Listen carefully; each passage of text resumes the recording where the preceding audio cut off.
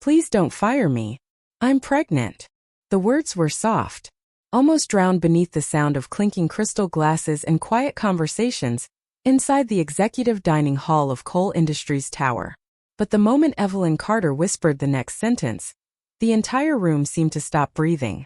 And the baby is yours, Mr. Cole. Silence. Complete silence. Adrian Cole slowly lifted his eyes from the contract lying in front of him. Cold gray eyes, sharp enough to make grown men nervous during billion-dollar negotiations. At 38 years old, Adrian had built one of the most powerful tech empires in Manhattan. People called him ruthless, untouchable, a machine in a tailored black suit worth more than most people's monthly rent. But at that moment, sitting beneath the golden chandelier lights of the private executive floor, he looked almost human for the first time in years. The coffee cup slipped from his hand. Dark espresso spilled across the polished marble table before the porcelain shattered against the floor. Nobody moved. Nobody spoke. Evelyn stood there in her simple black waitress uniform, one trembling hand resting protectively against her stomach. Her blonde hair was tied back neatly, though a few loose strands framed her pale face. She looked exhausted, like someone who had spent too many nights crying quietly where nobody could hear. Adrian stared at her as if he no longer recognized the world around him. What did you just say? His voice was low, controlled, dangerous. Evelyn swallowed hard. Her blue eyes glistened beneath the soft restaurant lighting, but she refused to look away. I said. Her fingers tightened around the serving tray. The baby is yours. A nervous laugh suddenly broke the silence from the far end of the table. Oh, come on, one executive muttered awkwardly. This again. Another woman smirked behind her champagne glass. Looks like somebody wants a payday. But Evelyn didn't react. That was what unsettled Adrian the most. She wasn't begging. She wasn't dramatic. She wasn't demanding anything. She just stood there quietly, carrying a truth heavy enough to crush the room. Adrian rose slowly from his chair. 6'3". Perfect posture. Perfect control. Yet something behind his expression had started to crack. Because he remembered her. Not immediately. Not completely. But enough. Snow. A roadside diner somewhere north of Manhattan. The smell of coffee at 2 in the morning. Soft piano music from an old jukebox. Blue eyes watching him across the counter while the storm buried the highway outside under 3 feet of snow. Evelyn saw the recognition hit him. Saw his breathing change almost invisibly. And for one dangerous second she thought he might actually remember everything. Then the elevator doors opened behind them.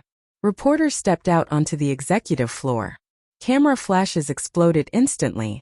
Mr. Cole. Is it true you're engaged to Vanessa Sinclair? Sir. Are the merger rumors confirmed? The room erupted into motion again. Executives stood quickly. Assistants rushed forward. Security moved toward the reporters. Chaos returned. But Evelyn remained frozen beside the shattered coffee cup. Because Adrian was no longer looking at the cameras. He was staring only at her stomach. At the child hidden beneath the fabric of her uniform. And for the first time in years the cold CEO looked terrified. 3 months earlier, Adrian Cole did not believe in accidents. Not in business. Not in people. And definitely not in fate.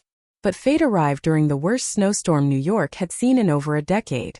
The black Rolls-Royce crawled through the frozen highway just north of Albany before finally stopping completely beneath heavy snowfall. Wind screamed against the windows. Visibility dropped to almost nothing. Adrian checked his phone again. No signal. His jaw tightened immediately. Unbelievable. His driver looked nervous. Road patrol shut everything down, sir. We might have to wait this out. Adrian closed his eyes slowly. 38 years old. Billionaire founder of Cole Dynamics. His schedule was planned down to the minute. And now he was stranded in the middle of nowhere while snow buried the interstate beneath nearly 4 feet of ice and wind. Then he noticed the small neon sign glowing faintly across the road. Rosewood Diner. Open 24 hours. The bell above the diner door chimed softly as Adrian stepped inside. Warm air wrapped around him instantly. The smell of coffee and cinnamon filled the room. Old country music played quietly from a dusty jukebox near the counter. Everything about the place felt painfully ordinary, and somehow peaceful. A few truck drivers sat in silence near the windows while snow hammered the glass outside. Then Adrian saw her. Evelyn Carter stood behind the counter pouring fresh coffee into ceramic mugs. Blonde hair tied loosely back. Pale blue sweater beneath her apron. No makeup except for soft pink lips slightly faded from exhaustion. She looked up when he entered, and for a second, her eyes held his longer than most people dared to. Not because she recognized him, because she did not care who he was. "Kitchen closes in 10 minutes, she said gently. "But coffee is still fresh." Adrian removed his gloves slowly. "Do you know who I am?" The question escaped automatically. Years of power had made it instinct. Evelyn blinked once, then shrugged lightly. "You look cold." Adrian almost frowned. That was not the reaction he expected from anyone anymore. She handed him a clean towel without another word. Her fingers brushed his briefly. "Warm. Soft. Real. Booth by the window is warmer," she added quietly. Adrian sat down beneath the dim hanging lights while snow covered the highway outside like a white ocean. A few minutes later Evelyn returned carrying black coffee and grilled cheese on a ceramic plate. "I did not order food. You looked like someone who forgot to eat." She slid the plate toward him calmly. Adrian stared at her for a moment. Then unexpectedly he laughed under his breath. The sound surprised even him. Because nobody spoke to Adrian Cole like that anymore. Nobody saw him as tired. Only powerful. Evelyn leaned lightly against the counter nearby while drying glasses with a towel. Silence settled comfortably between them. Not awkward. Not forced. Just quiet. Then the lights flickered once as thunder rolled outside. Evelyn looked toward the storm.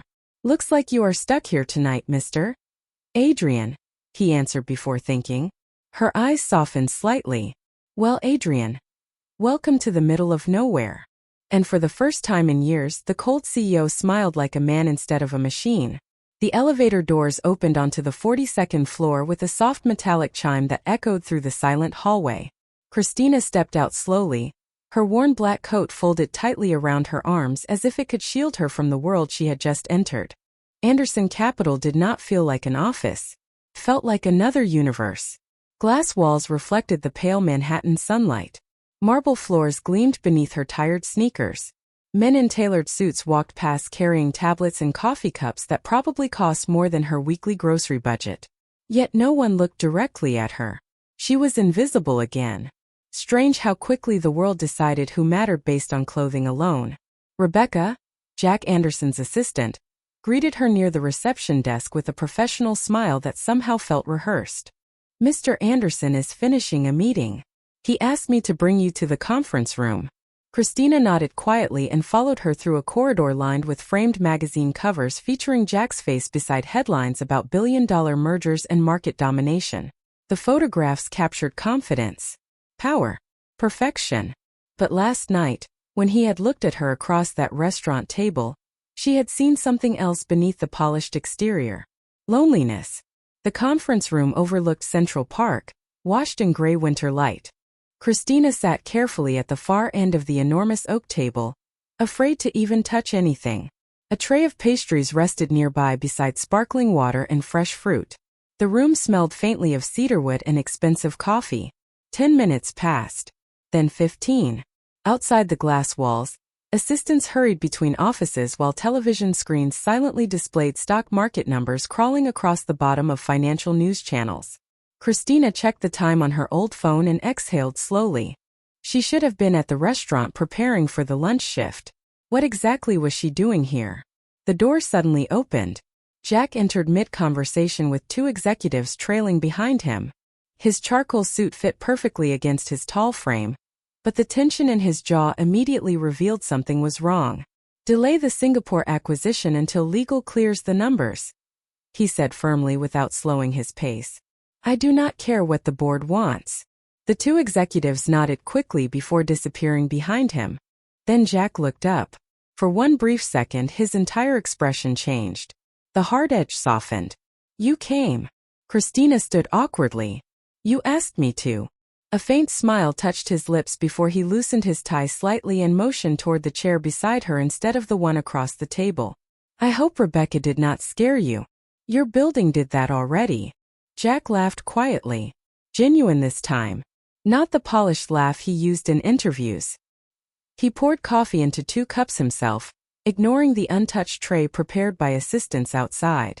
You know, he said while sliding a cup toward her. Most people walk into this office trying to impress me. Christina glanced out toward the skyline. And does it work?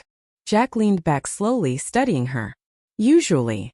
She wrapped her cold hands around the warm coffee cup but did not drink. Silence settled between them for a moment. Comfortable somehow. Dangerous too. Then Jack opened a thin black folder resting beside him. I looked into your background last night. Christina's fingers tightened instantly around the cup. There it was. The reason wealthy men ask questions. Curiosity always became investigation eventually. Jack noticed the fear flicker across her face and his voice lowered. Relax. I am not trying to expose you. Then why am I here? She asked quietly. Jack held her gaze for several long seconds before answering. Because someone with your mind should not be carrying plates for people who underestimate her every day. Christina lowered her eyes toward the coffee in her hands, watching the thin curls of steam rise between them like fragile smoke. Outside the glass walls, Manhattan moved endlessly beneath the winter sky. Yellow taxis crawled through traffic. Tiny figures hurried along frozen sidewalks. The entire city seemed restless. But inside that conference room, time slowed. Jack remained quiet for a moment, studying her carefully. Not with arrogance this time. With curiosity. Respect even. You still have not answered my question, Christina said softly. Why me? Jack leaned forward, resting his forearms against the oak table. Because tomorrow morning I have a negotiation with investors from Dubai. His tone sharpened slightly, business instinct returning. And my lead interpreter quit 3 hours ago. Christina blinked once. That sounds like a problem for your human resources department. It became my problem when the replacement mistranslated basic financial terminology during rehearsal. A bitter smile crossed his face. One mistake in that room could cost my company $2.3 billion. The number landed heavily in the silence. $2.3 billion. Christina could barely process figures that large. Her entire life lately had revolved around subway fares, overdue rent notices, and balancing grocery receipts down to the last dollar. Jack slid a folder toward her across the table. I need someone who understands both Arabic and finance. Christina did not touch it. And you think that person is a waitress? I think that person is sitting right in front of me pretending to be one. Her chest tightened instantly. Jack noticed. I am not judging you, he added more quietly. But people do not accidentally learn Gulf investment terminology. Christina looked away toward the skyline again. The memory came back too quickly. Long university hallways. International conferences. Translation headsets pressing against her ears while diplomats argued across polished tables. A different life. A different version of herself. One she buried carefully after her father's hospital bills destroyed everything her family had built. I left that world a long time ago, she whispered. Jack's expression softened slightly. Why? Because life does not ask what you planned. The answer lingered between them. Honest. Heavy. Jack nodded slowly as if he understood more than she expected. Then the conference room door suddenly opened. 3 executives entered carrying tablets and legal documents. The energy shifted instantly. Fast. Sharp. Corporate. One of the men stopped mid-sentence when he noticed Christina sitting beside Jack. His confusion was obvious. We are ready for the investor briefing, he said carefully while glancing toward her black diner shoes beneath the table. Jack did not miss the look. Good, he replied coldly. Christina will be joining us tomorrow. The room fell silent. One executive frowned slightly. Sir, with respect, the board already approved another interpreter from Roth International. And with respect, Jack replied calmly, that interpreter translated revenue growth as debt exposure during rehearsal. No one spoke after that. Christina felt the tension immediately. The executives were too professional to openly object, but their eyes said enough. They did not belong to the same world she did. To them she was temporary, decorative, replaceable. Jack stood slowly from his chair.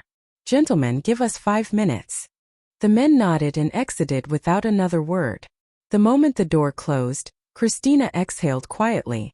You enjoy making people uncomfortable, do you not? Jack laughed under his breath. Only arrogant people. Then his expression turned serious again. Look, Christina. I am not offering charity. I am offering respect. He pushed the folder closer one final time.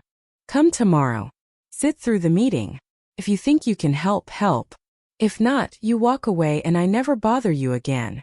Christina finally placed her hand on the folder. The paper felt cold beneath her fingertips. Through the glass walls, she could see executives moving quickly through the office carrying reports worth millions. Powerful men. Educated men. Experienced men. And somehow, all of them were terrified of saying the wrong words in the wrong language. Quietly, almost to herself, Christina asked, "What time is the meeting?" For the first time that morning, Jack Anderson smiled like a man who could finally breathe again. The next morning arrived wrapped in cold rain and pale silver light. Manhattan looked washed clean beneath the storm clouds. But inside Anderson Capital, tension moved through the building like electricity. Assistants crossed the marble lobby carrying binders and laptops. Security guards murmured into earpieces. Television screens flashed international market numbers in bright red across financial channels. $2.3 billion rested on what would happen in the next few hours. Christina stepped through the revolving doors at exactly 8:15 in the morning, wearing the simplest outfit she owned. A dark navy coat, black heels borrowed from her roommate, her hair tied neatly behind her shoulders. Nothing expensive, nothing designed to impress. Yet several employees turned to look at her anyway. Not because of beauty alone, because she walked calmly through a room full of panic. Rebecca hurried toward her holding a tablet tightly against her chest. Thank God you came. Christina blinked softly. That bad? Rebecca lowered her voice immediately. The replacement interpreter confused equity percentages with ownership transfer during the early briefing. Christina stopped walking. That could destroy trust before negotiations even begin. Exactly. Rebecca exhaled sharply. And Mr. Anderson has not sat down once since 6 this morning. The elevator ride to the executive floor felt strangely quiet. Christina could hear only the soft hum of cables and the distant sound of rain against glass windows high above the city. When the doors opened, the atmosphere changed instantly. Executives moved quickly between conference rooms.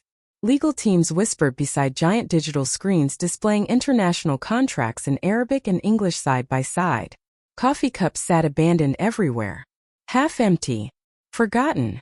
No one here had slept properly. Through the glass walls of the main conference room, Christina spotted Jack immediately. His suit jacket was gone. White sleeves rolled to his forearms. Tie loosened slightly. One hand pressed against the edge of the table, while he listened to an older investor speaking sharply over speakerphone. Then delay the signing another 48 hours, the voice demanded. We are not risking uncertainty at this stage. Jack's jaw tightened visibly. There will be no delay, he answered firmly. The meeting proceeds at 10 o'clock. The call ended abruptly. Silence followed. Heavy silence. One executive muttered under his breath while another rubbed tired eyes behind his glasses. Then Jack looked up and saw Christina standing near the doorway. Everything changed in his face again. Relief. Real relief. He crossed the room immediately toward her. You actually came. You sound surprised. I am not used to people helping without wanting something first. Christina held his gaze calmly. Maybe you surround yourself with the wrong people. For a second, the corner of his mouth almost smiled. Then the conference room doors opened again. The Dubai delegation had arrived early. 5 men entered wearing perfectly tailored dark suits, accompanied by one elegant older gentleman with silver hair and quiet eyes that seemed to notice everything instantly. The entire room straightened automatically. Jack stepped forward confidently. Gentlemen, welcome to New York. The introductions began smoothly enough. Handshakes, polite smiles, expensive watches catching the pale morning light. But Christina noticed the tension almost immediately. The replacement interpreter standing beside the delegation was already sweating. His Arabic sounded technically correct, yet emotionally wrong. Cold where warmth mattered. Formal where trust required subtle respect. Then it happened. One investor spoke calmly in Arabic while discussing long-term family partnership expectations. The interpreter responded quickly in English. He says your company expects control over future assets. Silence. Immediate silence. Christina's eyes widened slightly. That was not what the man said at all. Across the table, the older investor slowly removed his glasses and placed them down beside his untouched coffee cup. The air inside the room changed instantly. Dangerous now. One mistranslation away from collapse. Jack sensed it too, though he did not yet understand why. Christina saw panic flicker briefly behind his controlled expression. Then she quietly stepped forward from the back of the room. "Excuse me," she said softly. Every head turned toward her. The interpreter frowned immediately. "Miss, this is a private negotiation." Christina ignored him and looked directly toward the older Arab investor instead. Then in flawless Arabic, calm and elegant as falling rain, she said, "He meant partnership built on family trust, not ownership. Your words were misunderstood." The room froze. Silence settled across the conference room like heavy snow. No one moved. No one even touched the coffee cup sitting untouched beside stacks of billion-dollar contracts. The older Arab investor kept his eyes on Christina, while the replacement interpreter slowly lowered his head in humiliation. Damien Carter stood completely still near the head of the table, watching the quiet waitress beside him speak flawless Arabic with calm precision. Every word she translated carried warmth where trust mattered and firmness where business demanded clarity. The atmosphere transformed within minutes. Smiles slowly returned to the investors' faces. Tension loosened from shoulders. Pens touched paper again. Damien could almost feel his company breathing for the first time in weeks. One investor adjusted his cufflinks and spoke softly in Arabic while nodding toward Christina with visible respect. She translated smoothly. "He says trust is more valuable than numbers. And today he finally trusts this room." The words hit harder than anyone expected. Especially Damien. Because deep down he knew the investor was not talking about him. An hour later, the negotiation resumed at full speed. Financial projections filled giant screens across the walls while legal teams exchanged revised documents beside steaming cups of espresso. Christina remained seated quietly near Damien, translating complex conversations without hesitation. She never raised her voice, never demanded attention. Yet every person in that room had unconsciously started watching her instead of the executives. Even Damien caught himself doing it repeatedly. The strange thing was not her intelligence. It was her composure. Most people became nervous under pressure, especially around money at this scale. But Christina moved through the tension with quiet control, as if she had once belonged in rooms exactly like this. Then came the final review. One clause remained unresolved near the bottom of the partnership agreement. A small paragraph buried beneath dozens of pages of legal terminology. The lead attorney adjusted his glasses. "This section only concerns long-term operational oversight," he explained casually. "Standard language." Christina's eyes paused on the Arabic version for half a second longer than necessary. Then her expression changed. Very slightly. Damien noticed immediately. "What is it?" he asked quietly. Christina looked up slowly. "This is not standard." The room stiffened again. She pointed calmly toward a single line near the center of the contract. The English version says temporary advisory authority. The Arabic version says permanent executive influence. Silence. Complete silence. One legal advisor quickly grabbed the document and reread the section twice before his face drained of color. Another attorney muttered a curse beneath his breath. The room erupted instantly into overlapping voices. Damien stared at the page in disbelief. Hidden inside one mistranslated sentence was a loophole large enough to quietly hand control of major company decisions to outside interests within 12 months. Billions of dollars. Thousands of employees. Everything rested inside words most people would never notice. The older investor removed his glasses again and looked directly at Christina. Then, in careful English, he spoke for the first time all morning. "You just saved this partnership." Damien could not speak. For years he had trusted elite consultants, international attorneys, and expensive advisors who charged more per hour than most families earned in a month. Yet the person who protected his company was the quiet waitress everyone overlooked when she walked into the room this morning. Christina lowered her eyes modestly and closed the contract folder gently. I only corrected the truth, she said softly. But Damien kept staring at her. Not with curiosity anymore. Something deeper now. Respect mixed with confusion. Because no ordinary waitress could have seen what entire legal departments missed. The meeting officially ended 2 hours later with handshakes, signatures, and relieved smiles spreading across exhausted faces. Rain still tapped softly against the skyscraper windows while Manhattan glowed gray beneath the storm clouds. Employees celebrated quietly outside the conference room, but Damien remained near the table watching Christina gather her coat. Who taught you to read contracts like that? He finally asked. Christina slipped her hands into the sleeves slowly before answering. Someone who learned the hard way what happens when powerful people hide dangerous words inside beautiful sentences. Then she walked toward the elevator, leaving Damien Carter standing alone beside the deal she had just saved. The elevator doors closed softly behind Emily, sealing away the noise of Anderson Capital's celebration floor above her. For the first time all day, silence surrounded her completely. She leaned back gently against the polished steel wall and exhaled slowly, her hands still trembling from the pressure she had carried for hours. The city lights reflected faintly across the mirrored elevator panels while rain streaked down the skyscraper windows outside. Somewhere above her, executives toasted a successful international merger worth billions of dollars. Somewhere below her, the subway platform waited with crowded trains and exhausted strangers heading home after another long shift. Emily belonged to the second world. At least that was what she kept telling herself. The elevator reached the lobby with a soft chime. She adjusted her coat and stepped into the marble reception area, hoping to leave quietly before anyone stopped her again. But the moment she approached the revolving doors, a familiar voice interrupted her. You are really going to disappear after saving my company?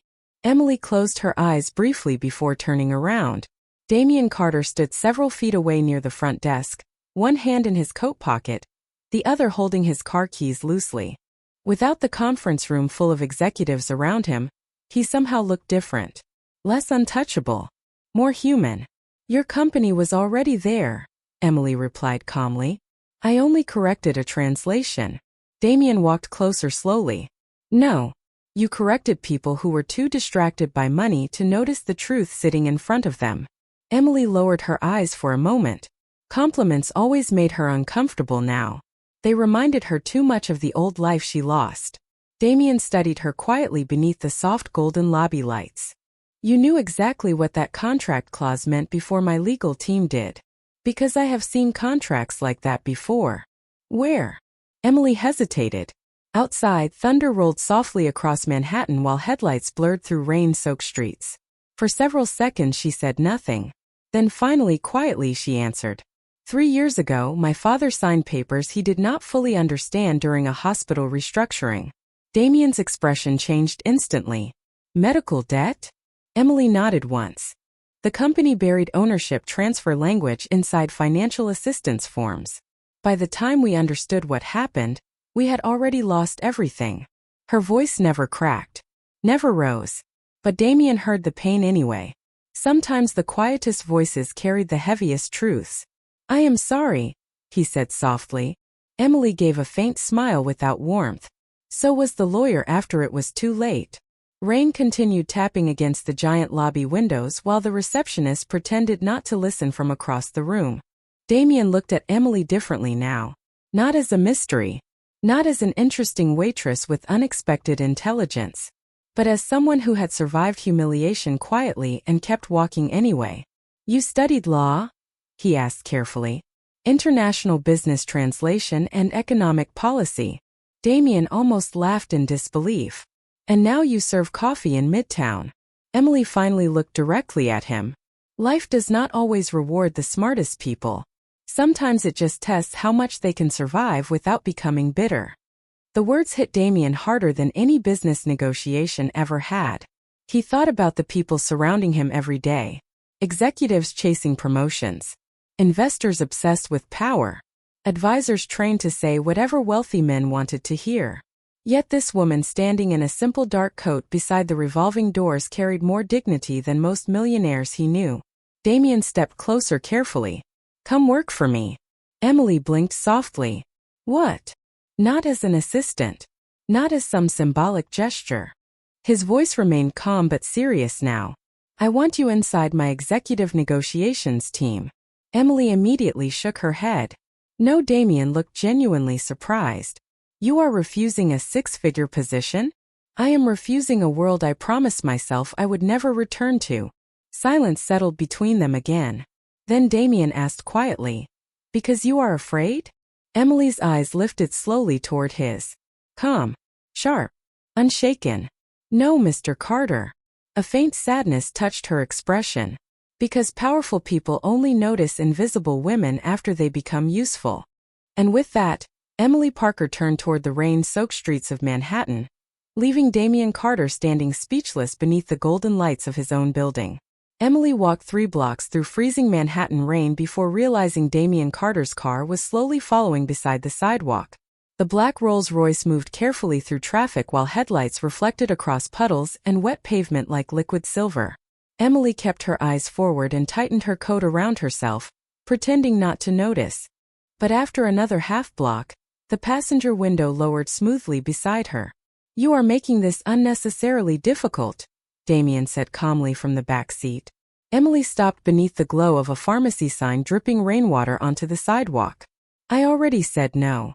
Damien studied her through the open window. Without the polished conference room around him, he looked strangely tired tonight. Human. At least let my driver take you home.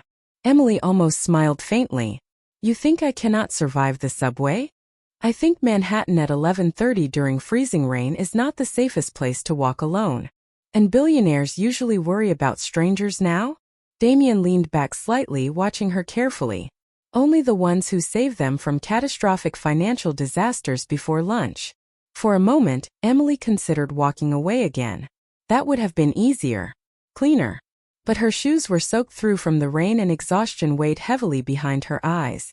Finally, she opened the car door quietly and slid into the leather seat across from him. Warmth surrounded her instantly.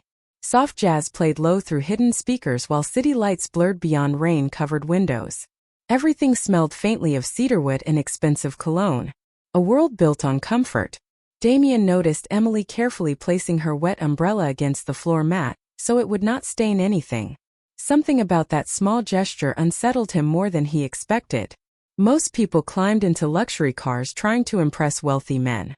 Emily Parker looked worried about dirtying the carpet. The car moved silently through midtown traffic. Neither spoke for almost a full minute. Then Damien finally asked, "Where did you really learn Arabic?" Emily looked out the window toward crowded sidewalks glowing beneath neon reflections. Qatar. Damien blinked slowly. You lived there. For 8 months during graduate research. Her answer came softly, almost reluctantly. International Economic Policy Exchange Program. Damien stared at her in disbelief again. Graduate research. Emily gave a tired smile without humor. I told you already. Life changes quickly. The Rolls-Royce stopped at a red light near Lexington Avenue while steam drifted upward from subway vents into the freezing night air. Damien studied her quietly beneath the dim interior lights. You could have worked anywhere in the world with credentials like that. Emily's expression darkened slightly. Not after my father got sick. Silence returned. Heavy this time. Damien had spent most of his adult life surrounded by people obsessed with success. Promotions. Wealth. Influence. But Emily spoke about intelligence like something fragile life had taken away from her instead of rewarded. What happened? He asked carefully. Emily hesitated for several long seconds before answering. My father owned a small manufacturing company in Queens. Her voice remained calm, but her fingers tightened slightly around the strap of her bag. When he needed emergency treatment, investors convinced him to sign restructuring agreements while he was heavily medicated. Damien already knew where this story was going before she finished. They took the company. Emily nodded once. Everything. Rain tapped softly against the windows while traffic crawled beneath glowing skyscrapers. I tried fighting it legally, she continued quietly. But people with money hire experts who know how to bury dangerous words inside complicated contracts. Damien felt something cold settle inside his chest. Suddenly her reaction inside the conference room made perfect sense. She had not only recognized the manipulated language in the merger agreement, she had survived it before. "What happened to your father?" he asked gently. Emily stared out toward the city lights for a long moment before answering. "He died believing he failed us." Damien looked away briefly, jaw tightening. For the first time in years, he felt ashamed of how many contracts he had signed without ever considering who might quietly suffer beneath the fine print. The car finally slowed beside a modest apartment building in Queens. Nothing glamorous. Old brick. Flickering lobby light. A grocery store downstairs with metal security gates already closed for the night. Emily reached for the door handle. "Thank you for the ride." Damien stopped her softly. "Emily." She looked back. His voice lowered. "The people who destroyed your family were not powerful because they had money." He paused carefully. "They were powerful because nobody stopped them." Emily held his gaze silently while rain continued falling beyond the windows. Then she stepped out into the cold night without another word, leaving Damien Carter alone in the back seat, realizing that for the first time in his career, a woman with nothing had just changed the way he saw power itself. The final signatures were completed just after 6:30 in the evening. Outside the skyscraper windows, Manhattan glowed beneath wet streets and cold December fog, while the city moved endlessly below like rivers of white headlights and yellow taxis. Inside Anderson Capital, exhausted executives finally allowed themselves to breathe again. Assistants hurried through the hallways carrying champagne glasses, while financial news channels already flashed headlines about the historic international merger that would stabilize Damien Carter's company after months of uncertainty. But Damien barely heard any of it. His attention remained fixed on the quiet woman standing near the conference table, gathering abandoned folders into neat stacks while everyone else celebrated around her. Emily Parker moved through the room silently, almost like she had already disappeared back into the shadows where the world expected her to belong. The older Arab investor approached her slowly before leaving. He placed one hand respectfully over his chest and spoke softly in Arabic. Emily's expression softened immediately. She answered him warmly, earning a smile that looked almost fatherly in return. Damien watched the exchange carefully. What did he say? Emily turned toward him after the investor walked away. He said his daughter once gave up a brilliant career to care for family too. Damien stared at her quietly. And? Emily looked down for a moment before answering. He said people who sacrifice their dreams for others are rarely truly forgotten by God. The words settled heavily inside Damien's chest. Around them, champagne corks popped somewhere down the hallway while executives laughed loudly in relief. Yet standing beside Emily, all that noise suddenly felt strangely empty. Damien spent years chasing acquisitions, market dominance, magazine covers, and impossible profit margins. But somehow this exhausted waitress standing in a borrowed coat carried more peace inside her silence than most billionaires carried in private jets. Emily reached for her umbrella near the chair and quietly slipped on her coat. "You are leaving already?" Damien asked. "My shift downstairs starts again in 20 minutes. He blinked slowly in disbelief. "After everything today?" Emily gave the faintest smile. "Rent still exists tomorrow morning." Damien almost laughed, but the sadness behind her words stopped him. He reached inside his suit jacket and carefully removed a small black envelope embossed with the Anderson Capital logo in silver. "Then at least take this." Emily looked suspicious immediately. "What is it?" "A formal employment offer." Damien's voice remained calm. "Executive International Negotiations Division. Full benefits. 6-figure salary. Flexible schedule." Emily stared at the envelope without touching it. "You prepared this already?" Damien nodded once. "During lunch." For several seconds she said nothing. The conference room slowly emptied behind them while rain tapped softly against the glass walls overlooking the city. Finally Emily took the envelope carefully into her hands. Not with excitement. With caution. Like someone holding something fragile enough to break her heart if trusted too quickly. "You still do not understand, do you?" she asked quietly. Damien frowned slightly. "Understand what?" Emily looked directly at him then. Calm eyes. Tired eyes. Honest eyes. "The problem was never that I lacked opportunity." Silence filled the space between them. The problem, she continued softly, is that people only respect invisible women after those women become useful to powerful men. Damien had no immediate answer, because deep down he knew she was right. How many times had he walked past waitresses, receptionists, assistants, drivers, and cleaners without ever wondering what stories lived behind exhausted eyes and quiet voices? How many brilliant people had the world buried beneath uniforms because nobody important bothered looking closer? Emily slipped the unopened envelope back into Damien's hand gently. I appreciate the offer. Her voice remained warm but firm. But I need to know who I am without wealthy people deciding my value first. Damien looked down at the envelope in stunned silence while she stepped toward the conference room doors. Then she paused one final time beneath the soft golden lights. My father used to say something before he died, she said quietly without turning around. He said the most dangerous thing about powerful people is not cruelty. Damien lifted his eyes slowly toward her. Emily's voice softened almost into a whisper. It is how easily they forget ordinary people are human too. Then she walked away into the glowing Manhattan night while Damien Carter stood alone beside billion-dollar contracts, realizing the quiet waitress had given him something no investor, lawyer, or executive ever had before. Perspective.